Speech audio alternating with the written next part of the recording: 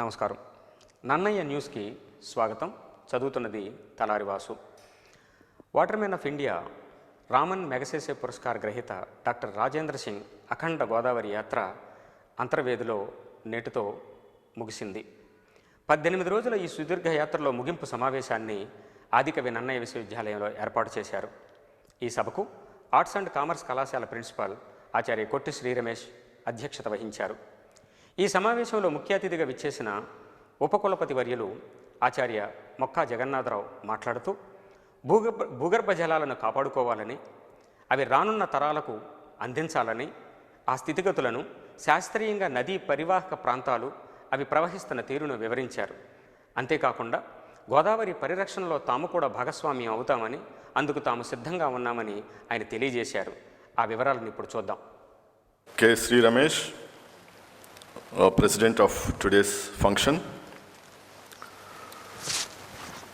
Today's the most important person of this function, Dr. Rajendrasingh, Waterman of India, Jal Purush and Raman Magsaysay awardee. Sri Bolsit Sachinarayana Garu, environmentalist, national convener for Jal Birdari, and principals on the dais, registrar, deans, faculty, students, press and media. Very good morning to all of you. Today, being the Vice Chancellor of this Adikavinannayauniversity, I'm extremely delighted to have with us today Dr. Rajendrasingh ji. And it is also a special occasion for all of us, and we are very privileged and fortunate to have him here today in connection with the godavariyatra. I don't say it is the ending of godavariyatra. It should be the beginning of godavariyatra, because the real work will start now. Because he has seen what is the health of the Godavari all through, from the point of its origin to the point of its confluence with the sea. We have seen all the rivers in this country are having the similar problems of pollution and over exploitation and lack of proper conservative measures. Being a geologist, I want to say a few words about rivers. Rivers, especially in India, are mainly east flowing. Most of you know that. In the history of 4,500 million years of Earth's history, planet Earth's history, and water slowly evolved, and atmosphere slowly evolved, and water came onto the planet Earth. Especially when you come to the Indian plate, which was a part of Gondwana, when there was a breakup of Gondwana land, you have a rifting of the east coast. So there are a number of cracks, I can say for a layman's sake. Those cracks we call grabens. Godavari graben, Mahanadi graben. So these grabens are given a chance to initiate these rivers. So majority of these grabens which are in the east coast, so all these majority of the rivers have initiated in these, taking the advantage of these grabens. When you talk about the river, we always as geologists say there is a young river, mature river, and old river. So when the starting point, the river is started in the hilly terrain where all the streams will join. Slowly it will become a young river, which will be joined by various tributaries, the smaller rivers. and it will become mature river, and then it becomes an old river which will flow slowly, carry loads of sediment and meet the ocean. That sediment is deposited in the form of a delta. So you're all on this delta. This delta is made by the great Godavari river over millions of years. So when you talk about the river, you have many sub-environments of the river. Not only the water, you have the sand, you have the sediment, and the river will be changing its course over a period of time. So when you see the present river, it is not like that since its genesis. It has changed its course. So in the subsurface, there are paleo rivers, paleo channels we call. Those are also environmentally very important. So when you see a river is bending, which we call meander, meandering of the river, this meandering will be changing time to time. So a river will take a new course. When a new course is taken, the earlier meanders, the earlier channels are buried in the subsurface. They are good aquifers for groundwater. They are the sand bodies which will be hosting good water aquifers. So that is an environment is to be protected as well. Similarly, sand is being mined from the river. It is a dangerous situation. So when you talk about the rivers, rivers are being polluted. Polluted by whom? By us only. We are polluting, and we are telling we should not pollute. We should not clean. We should clean. So why we should at all pollute, and why we should at all worry about the pollution? So that is the irony of the situation. Why should at all be incidents like pollution? So where is the fault? The source cause is to be identified.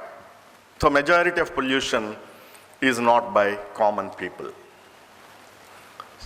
The major part of the pollution is by the industries along the course of the rivers or the catchment areas.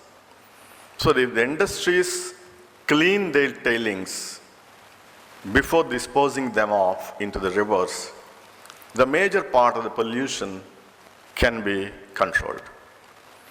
So industries are becoming greedy and selfish, and they don't want to spend some chunk of their profit on the cleanup activities. Though it is there on the law, various laws we have, but whether laws are being adopted properly or not, especially by these industrial organizations, need to be checked. This thing, when the youngsters like you are here, so you're future of this country, you're the future citizens and the future leaders and future policy makers.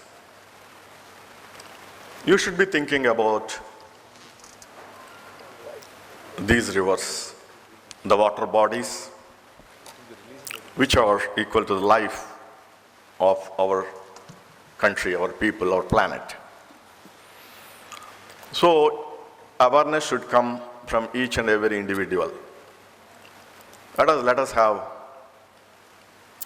take a promise that whatever little I can do to protect our water bodies, our environment, we'll be doing that.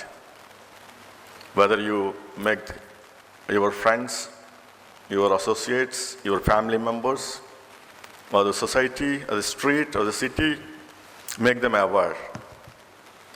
Whatever little you can do to protect these resources, you try to do that. And being a geologist, we always worry when these resources are being polluted. We know the very seriousness of these problems. And there's not only the dynamic rivers, we have the problem of the groundwater pollution, surface water pollution, the pollution of ponds, lakes, the pollution of soils, pollution of air. So when you talk about the environment, environment is holistic. Every environment, sub-environments are interlinked. If a part of the body is affected by the disease, it affects all parts of the body. Ultimately, the human being will die. In the same way, you talk about rivers. Rivers are polluted.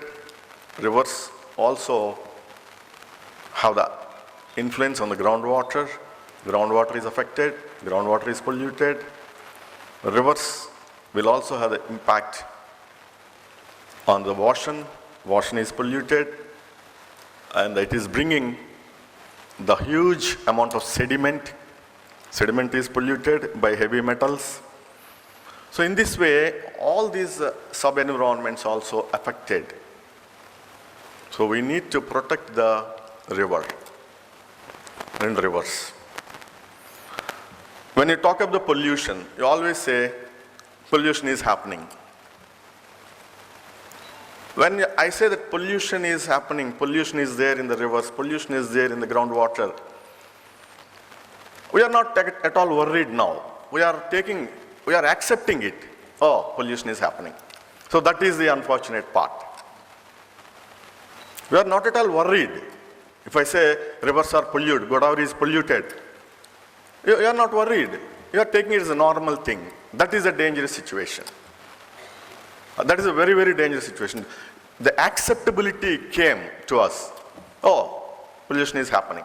So that kind of acceptability in public is very dangerous. So that is not required. At least we should think twice why it is happening. What is to be done? Whether we can do anything. Whether we can use the available legal resources, or the NGOs, or the people who are working for environment. At least spend some time of yours to protect the environment. So that is my request. It's not a message, but my request. And now, about Dr. Rajendrasingh. We have been hearing Dr. Rajendrasingh for the last several years.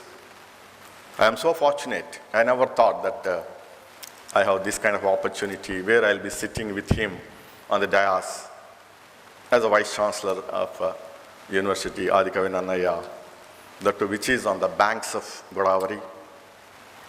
He is making the godavariyatra. He is concluding that yatra in our university. It is a great privilege and a great moment for me. Thank you very much, sir.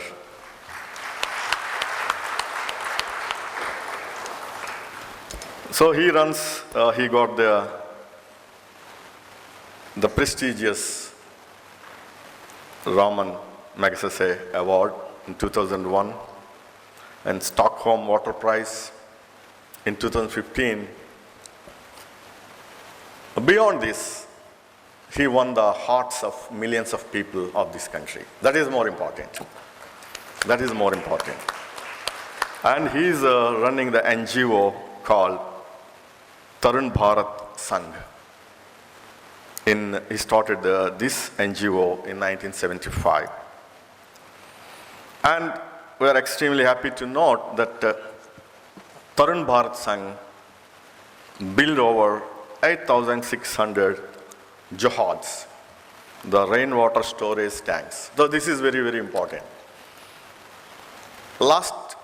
Day before yesterday, there was a seminar in Nagarjuna University on the similar aspects, the groundwater resources, challenges, and future of protecting these resources. The same thing is a similar thing. Groundwater is not unlimited. Groundwater is limited unless you allow the rainwater to infiltrate and recharge, the aquifer will be dead. So here, what is happening, you're taking more and more water in cities from the aquifer, and you're giving less chance to the rainwater to infiltrate because of the concretization. Because we are occupying all these drainage network, the streams. In Visakhapatnam, if you see the 30 years back map and today's map, you will be surprised to see there are many streams, streamlets, that just vanished from the surface. They are vanished. So there is no actual channels to allow the rainwater to flow. So if there is a heavy rain, definitely the Visakhapatnam city will be inundated. What has happened in Trivandrum, what has happened in Mumbai, it will be happening in Visakhapatnam as well. So there are two effects. The rainwater is not allowed to infiltrate. More water is being pumped, less water is being allowed to infiltrate. So see the irony. The two things, you are yielding more water, the rainwater is not harvested. There are, rainwater harvesting pits by government, they are telling. But there is no such proper monitoring. Whether these rainwater pits are properly made or they are really working, they are really taking water into the aquifer, no such monitoring is there. So in India, what always I observe, we start a project very seriously, but there is no monitoring. There is no maintenance. Nobody, no coordination. So that is a serious issue. So in this way, the groundwater is also having such problems of pollution and lack of conservation. So Rajendrasingh ji also worked on groundwater, I know. He visited Visakhapatnam. He visited and gave the inputs, what is happening to the surface water bodies of Visakhapatnam. And he made people to aware, made the government to realize. Unfortunately, I could not meet him last time because I was out of station, but I came to know his good work at Visakhapatnam as well. So he has done excellent work. He is making people to aware. At least thousands of people are now thinking about what best we can do to conserve these rivers, the groundwater, how to make them clean so that we can take water rightly from the river and drink. So let us hope that day will be coming very soon. We'll be drinking, all of us will be drinking water directly from Godavari. And I thank our Professor Ramesh, Sri Ramesh, for making this event possible and reality, especially conducting that in our university. Thank you very much for attending. All of you attended here, and though it is a weekend, it shows your interest on environment. I congratulate all of you. Thank you very much. To my surprise, even though he was speaking in Hindi, people are responding to him and raising their hand saying that we are going to protect Godavari there. It is really a great surprise for me. So all things happen like that, sir. Good things happen like that. So we are lucky that we are having a geologist as a vice chancellor, a geologist who means business here and academics here, and Rajendrasingh ji here and Godavariyatra here. All things are coming together. Sir, as from your speech, as you said that environment is something holistic and interconnected. And today, many American universities have already started courses on earth system science. So I think it is time our university also think of such a course where we can bring in literature, sociology, social work, geology, zoology, biology, etc. all together under one umbrella, calling it earth system science, and develop something, a course where we can study holistically environment, and our future is dependent on that one.